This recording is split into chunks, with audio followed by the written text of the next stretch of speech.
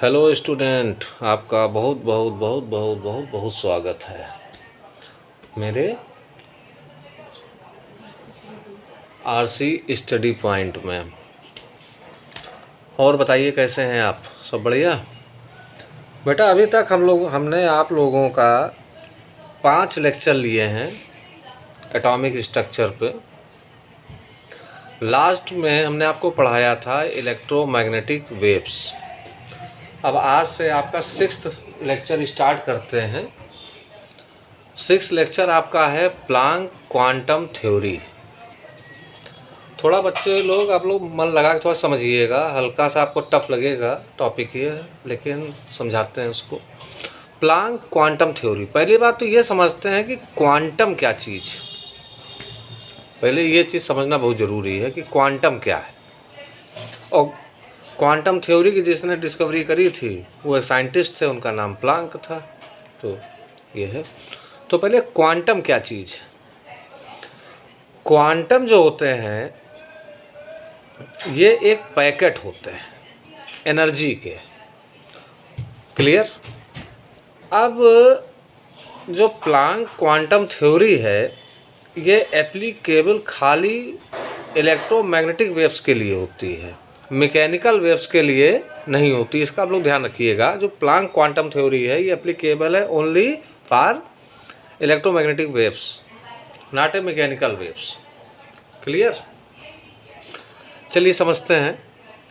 Energy of any electromagnetic wave is not continuous but quantized.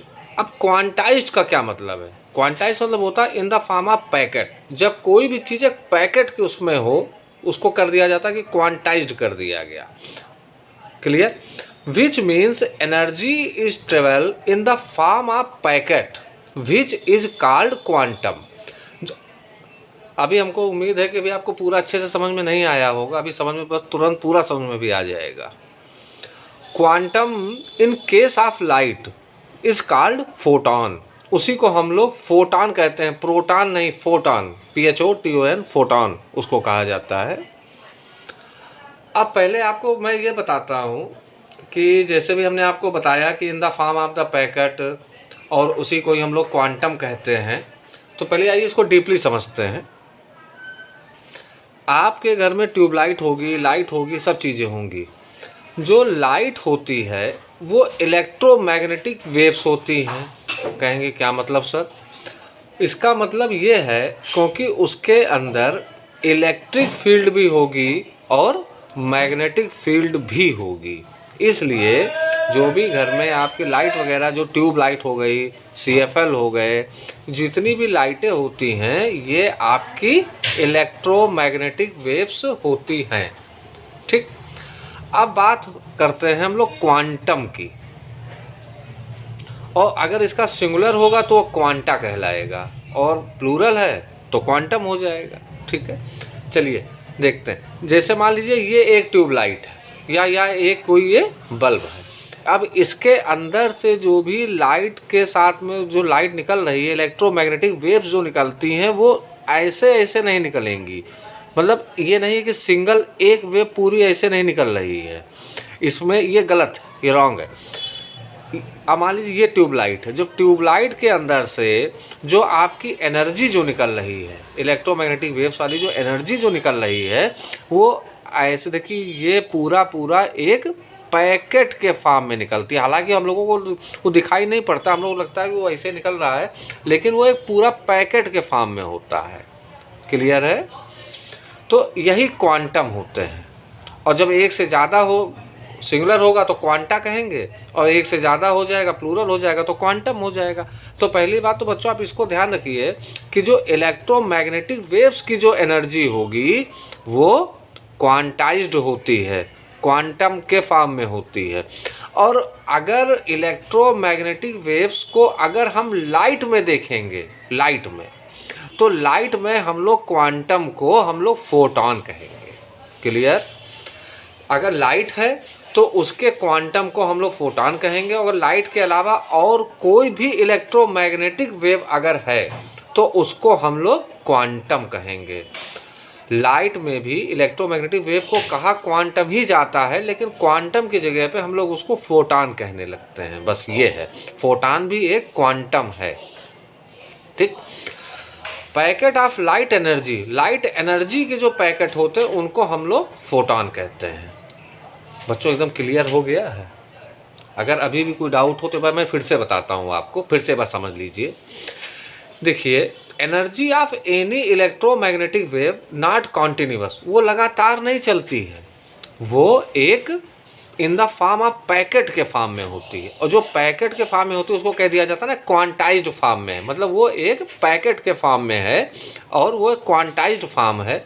ठीक, which mean energy travel in the form of the packet, एक packet के रूप में travel करती है। वो सिंगल नहीं ट्रेवल करेगी, कई सारी एनर्जीज मिलकर के एक पैकेट बनाती हैं और पैकेट के फॉर्म में ट्रेवल करती हैं, और उसी को ही हम लोग क्वांटम कहते हैं। और सिंगुलर होगा तो क्वांटा बोला जाएगा और प्लूरल होगा तो क्वांटम हो जाएगा। वही इलेक्ट्रोमैग्नेटिक वेव की एनर्जी अगर लाइट में अगर हम लोग एप्लीकेबल करेंगे तो हम लोग उसको क्वांटम तो कह सकते हैं, कहा भी जाएगा, लेकिन अगर हम लोग चाहें तो उसी को हम लोग क्वांटम की जगह पे हम लोग फोटॉन कहेंगे। तो जो फोटॉन होते हैं वो भी एक एनर्जी के पैकेट होते हैं, इलेक्ट्रोमैग्नेटिक वेव की एनर्जी के पैकेट जो होते हैं, जिसको कि लाइट में हम लोग फोटॉन कहेंगे। अगर लाइट की एनर्जी नहीं, उसके अलावा और दूसरी कोई भी एनर्जी है जिसमें इलेक्ट्रोमैग्नेटिक वेव्स अगर हैं तो उसको हम लोग क्वांटम कहेंगे। क्लियर? ठीक, आगे आइए बच्चों बताता हूँ। एनर्जी ऑफ ईच फोटान, हर एक सिंगल फोटान की एनर्जी जो है वो डायरेक्टली प्रोपोर्शनल होती है फ्रीक्वेंसी ऑफ इलेक्ट्रोमैग्नेटिक वेव्स की। क्लियर? कहने का मतलब बच्चों ये है कि इलेक्ट्रोमैग्नेटिक वेव्स की जो फ्रीक्वेंसी होगी वो फोटान के डायरेक्टली प्रोपोर्शनल होगी, फोटान की एनर्जी के डायरेक्टली प्रोपोर्शनल वो होती है। एनर्जी ऑफ ईच, कहने का मतलब ये है कि अगर फ्रीक्वेंसी 2 है तो फोटान की एनर्जी 2 होगी, फ्रीक्वेंसी 5 है तो एनर्जी फोटान की 5 होगी। या इस तरह भी कह लें कि अगर एनर्जी मान लीजिए जैसे अगर इसकी 10 है तो फ्रीक्वेंसी उसकी 10 है, एनर्जी इसकी 100 है तो फ्रीक्वेंसी भी उसकी 100 है। क्लियर? तो energy capital E directly proportional to frequency mu. अब अगर हम इसका प्रोपोर्शनैलिटी का अगर साइन हटाएंगे तो यहाँ पे प्रोपोर्शनैलिटी हम लोग कांस्टेंट लिखेंगे, तो जैसे तब यहाँ पे जब E equal to H mu हो जाएगा, फ्रीक्वेंसी हो जाएगा, क्योंकि प्रोपोर्शनल का साइन हट गया, उसकी जगह पे एच म्यू हो गया। तो ये बेटा फार्मूला बहुत इंपॉर्टेंट है, और ये है 1 क्वांटम के लिए। अगर बताया गया कि क्वांटम अगर 1 है, 1 से ज़्यादा क्वांटम होंगे तो उसके लिए दूसरा फार्मूला है। तो अब ये देखिए फार्मूला इसका हो गया energy is equal to H mu.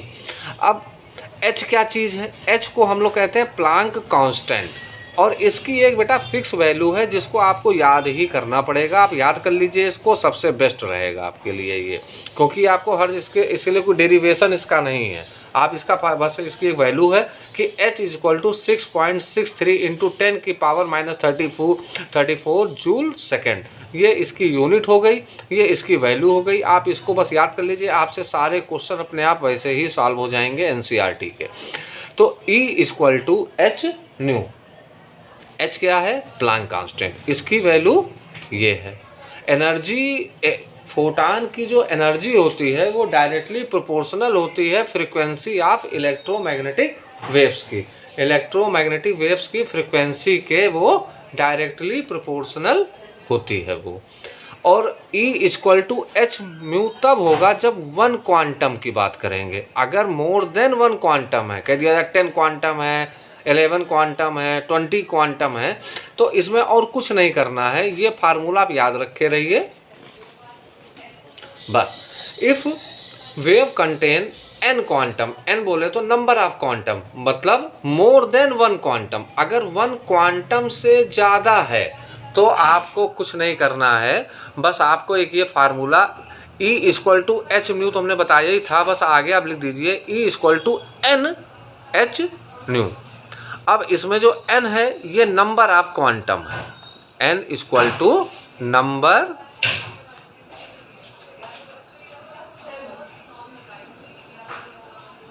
Of quantum, बस कि कितने क्वांटम हैं, n equal to number of quantum हो जाएगा। तो अब आपको बच्चों ये याद हो गया होगा कि अगर सिंगल क्वांटम है तो E equal to H mu, और अगर मोर देन वन क्वांटम है तो E equal to N H mu हो गया। ठीक, इसका एक फार्मूला और भी डिराइव हो सकता है कि E equal to N number of quantum, h ये हाई है, और ये म्यू की जगह पे हम लोग c अपान लैम्डा भी लिख सकते हैं। Mu equal to frequency equal to c upon lambda. एक ये भी फार्मूला आपको मिल गया कि मान लीजिए आपको स्पीड पता हो, वेवलेंथ पता हो, और आपको अगर आपको फ्रिक्वेंसी निकालनी है तो बस ये आपका हो जाएगा। तो E equal to H, E equal to N H C upon lambda. ये बेटा आप लोग ये सारे फार्मूले आप याद कर लीजिए, इसमें फिर उसके अलावा आपको कोई टेंशन नहीं है। अगर आपसे पूछा जाए कि एनर्जी बताइए, और आपको जैसे प्लांक कांस्टेंट की वैल्यू आपको पता ही है, सी की वैल्यू भी पता ही होगी, वही लाइट की स्पीड आपकी हो गई, ये नंबर ऑफ क्वांटम हो गए, और ये आपकी वेवलेंथ हो गई। एक तो ये निकाल सकते हैं। अगर मान लीजिए स्पीड नहीं दी है, लैम्डा नहीं दिया, डायरेक्ट फ्रिक्वेंसी दी है, तो एन एच न्यू से डायरेक्ट आप निकाल सकते हैं। एनर्जी जो होती है ये डायरेक्टली प्रोपोर्शनल होती है फ्रिक्वेंसी आप इलेक्ट्रोमैग्नेटिक वेव्स की, मतलब एनर्जी आप ईच फोटान, फोटान की जो एनर्जी है वो फ्रिक्वेंसी के डायरेक्टली प्रोपोर्शनल है। बेटा इसी के साथ आपकी प्लांक कांस्टेंट थ्योरी का जो लेक्चर है अब ये ख़त्म होता है, और इसको आप एक बार कायदे से पास कर करके बहुत अच्छे से समझिए। अगर आपको कोई डाउट लग रहा है कि कोई चीज़ कम समझ में आई है तो आप एक बार पहले सब्सक्राइब कर लीजिए और फिर शेयर करिए, और साथ में आप हमसे क्वेश्चन पूछिए कि हाँ सर हमको ये चीज़ समझ में नहीं आई, तो उसको आपको मैं और डीपली बता दूंगा।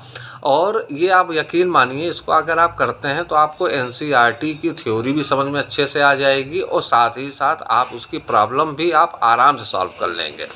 तो आई होप बच्चों को आपकी चीज़ समझ में आई गई होगी कि जैसे क्वांटम क्या है, क्वांटम होती क्या है, ये एक एनर्जी के पैकेट्स होते हैं, सीधा सीधा कोई दिक्कत नहीं। और लाइट अगर लाइट है कहीं पे तो उसके क्वांटम को हम लोग फोटान कहते हैं। एक चीज़, क्वांटम जो भी होगा वो इलेक्ट्रोमैग्नेटिक वेव्स के ही लिए एप्लीकेबल होगा, एक बात। फिर एनर्जी ऑफ एनी इलेक्ट्रोमैग्नेटिक वो कॉन्टिन्यूअस नहीं होती बल्कि वो पैकेट के फॉर्म में होती है। कोई डाउट नहीं होना चाहिए बच्चों, इसको आप एक बार अपना बढ़िया से रिवाइज करिए। अब इसी साथ आपका जो 6th लेक्चर है वो अब आपका ख़त्म होता है। अब हम लोग आपसे नए लेक्चर में मिलेंगे, उसमें मैं आपको बताऊंगा कि फ़ोटो इलेक्ट्रिक इफ़ेक्ट क्या चीज़ है। बहुत इंटरेस्टिंग है, बहुत मज़ा आएगा उसको भी पढ़ने में। और जब तक आप इसको एक बार पास करके बढ़िया से आप समझिए, और समझने के साथ फिर अपने टेक्स्ट बुक फिर पढ़िए। ठीक है बच्चों, फिर बाय, बाद में मिलते हैं अब हम लोग नेक्स्ट लेक्चर में। और बाकी कोई डाउट होते बार आप हमसे क्लियर करिएगा इसको। ठीक, ओके।